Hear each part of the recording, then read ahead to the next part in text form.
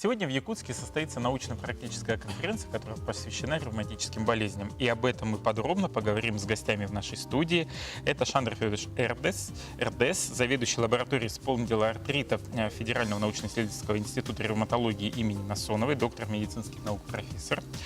Сотрудник этого института Дарья Румянцева. Доброе утро. И главный врач Якутской республиканской клинической больницы, кандидат медицинских наук Николай Николаевич Васильев. Доброе утро. Доброе утро. Николай Николаевич, скажите, пожалуйста, где будет проходить эта конференция? Сегодня впервые в истории нашей Якутии стартует программа повышенной проинформированности населения по болезни Бехтерева. Это будет проходить на нашей базе Якутской республиканской клинической больницы в перинатальном центре, актовом зале. С часа дня будет школа для врачей, а с 15 часов школа для наших пациентов болезни Бехтерева. А также будет фотовыставка болезней молодых, которая будет показана на нашей научно-практической конференции. Шандр Федорович, какая сейчас основная проблематика ревматических болезней? На что будет сделан в первую очередь акцент на научно-практической конференции? Что вы ожидаете услышать в ответ? Сейчас у нас большая проблема. То есть мы будем на конференции говорить о болезни Бехтерева в первую очередь. Эта проблема здесь ранней диагностики, потому что заболевание вроде простое, а с другой стороны сложно. Во всем мире, в том числе, к сожалению, у нас диагностируют это заболевание на 5-й, 7-й, 8-й, а то и позже лет от начала его. При этом заболевают молодые люди. Средний возраст болезни начало 20-25 лет. И когда они обращаются к врачу, а это боль в спине, основной симптом, всегда что говорят? У всех болит. Остеохондроз. Остеохондроз, да. И поэтому они ходят долго по врачам. К нам уже попадают с такой кипой документов, обследований, когда, наконец, поставят диагноз. Хотя там есть очень простые симптомы, которые можно выявить. Какие? Это боль в спине, который проходит на фоне нагрузки, движения. То есть обычно болит спина, и когда садишься, легче становится. Вот при болезни Бехтерева наоборот. От того, что ты садишься и долго сидишь, становится хуже. Надо двигаться, и легче от этого становится. Вот один из интересных таких симптомов, который позволяет отдифференцировать и быстро выявить это заболевание. Но потом надо обследоваться, МРТ, рентген, анализы. Хотя бы заподозрить. Но, к сожалению, вот этот нюансик маленький, вот этой боли, обычно не знают врачи. Вот в рамках конференции будет представлено мобильное приложение, которое позволит пациентам общаться напрямую со своим врачом.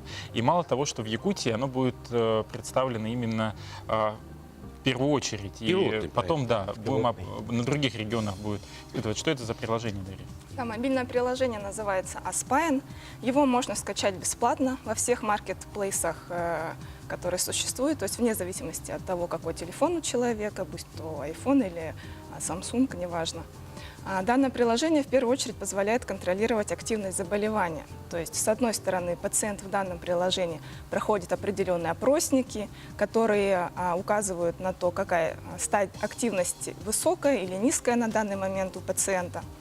И, с другой стороны, эти данные приходят к его лечащему врачу. Лечащий врач, он использует веб-платформу, на которой отображается вся динамика заболевания пациента.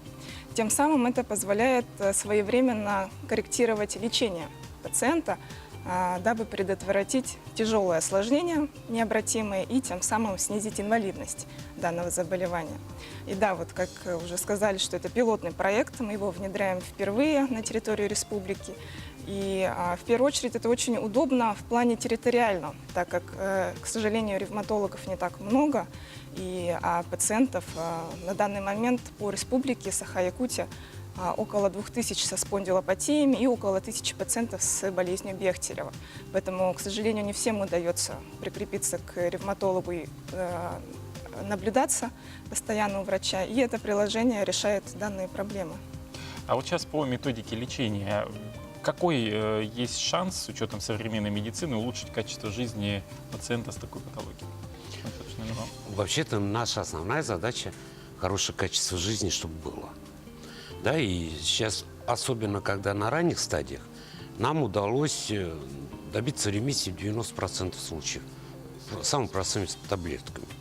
Вот, так что сейчас очень хорошие есть возможности, удается затормозить это заболевание. То есть не только контролировать боль, самочувствие, чтобы хорошее было у пациента, но и тормозить прогрессирование этого заболевания. Есть такие лекарства, так что сейчас уже наша медицина это позволяет сделать. А что это за препарат?